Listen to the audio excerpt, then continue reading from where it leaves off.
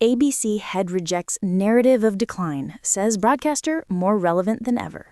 ABC Managing Director Hugh Marks has pushed back against claims the national broadcaster is losing relevance, unveiling fresh audience data he says contradicts the narrative of decline surrounding the organization. Speaking at the National Press Club on November 19th, his most public address since taking over 9 months ago, Marks argued traditional ratings no longer capture how Australians consume content. From the Australian Broadcasting Corporation, some are running a narrative of decline and irrelevance. They could not be more wrong, he said. Marks pointed to the 550,000 to 600,000 Metro viewers who still watch the 7 p.m. bulletin nightly, but said this figure represents only a fraction of the public broadcaster's true audience once digital platforms are counted. He says the broadcaster reaches millions more. Add another 10% via the ABC News channel, 10% on iView, 2 million daily ABC News digital users, 1.3 million on the 24-hour news channel, 8.1 million minutes watched on YouTube each day, and 400,000 daily social interactions. And Mark said consumption of ABC News is growing. We are becoming more important, it's just different. Call for more town hall-style engagement with locals. Marks, who previously headed Nine Entertainment, said he wants the ABC to evolve, not by chasing sensationalism, but by broadening its storytelling. There's a lot of bad things happening in the world. I do find that we need to balance that sometimes with the positivity of things that happen in our country, he said, calling for more human interest reporting and community-focused narratives. He also said the ABC should bring back more town hall-style formats, allowing the public, not just politicians or commentators, to shape conversations rather than our journalists. Having to present balance and different perspectives, I do feel like we need to embrace the town hall notion a bit more, he said. Speaking on funding, Marks said the broadcaster could expand children's content, documentaries, and science programming with greater funding, but must also redirect existing resources. We can do more with more money, he said, adding the ABC must continually deprioritize lower-value work to invest in content that better serves Australians. ABC's digital reach. Marks highlighted growth across children's content, radio, and drama. Each week, ABC Kids and Family Programming reaches 3.7 million Australians, with 400,000 more viewing on iView and 250,000 using the ABC Kids app. ABC Family channels attract 6 million weekly views on YouTube. Where would we be if the ABC didn't serve Australian children, he said.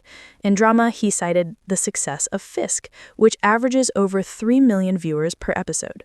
ABC's radio channels also reach 5.5 million metropolitan and major regional listeners each week, plus 2.1 million in regional Australia. The broadcaster is the #1 streaming video network in capital cities.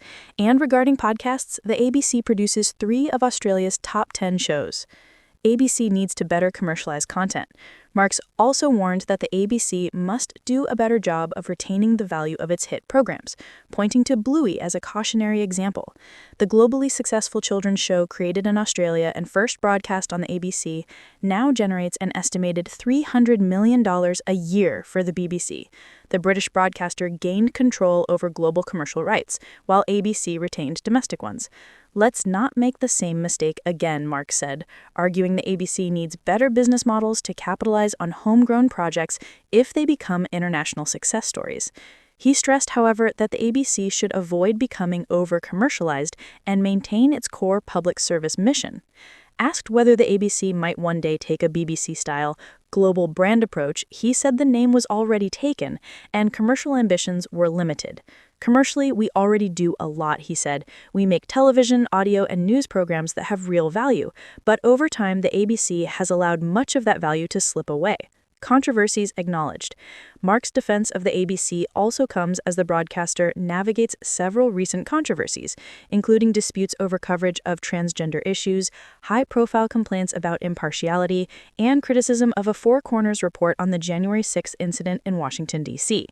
Just a week earlier, the BBC was forced to apologize and see 2 executives resign after a mistaken edit of a speech delivered by the U.S. President, Donald Trump, which gave an inaccurate portrayal of what he was saying.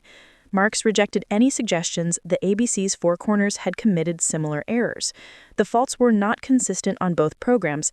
I didn't accept that was legitimate criticism, he said. Meanwhile, he welcomed scrutiny of the ABC's balance, particularly on sensitive subjects, particularly about transgender issues and where the ABC sits on that. These are discussions that are reasonable to be asked externally and are reasonable for us to be thinking of ourselves internally, he said. Own mistakes and move on.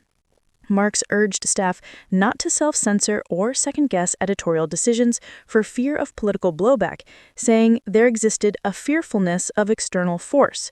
It's important no one is second-guessing themselves and trying to tick this off and that off. Stick to the journalism, the storytelling. He said the ABC must correct missteps quickly, but avoid defensive posturing. We have to not cower, but we can't be defensive. When we make a mistake, own it. It's not hard, he said. People accept this is a fast-moving world. We make the correction, we move on.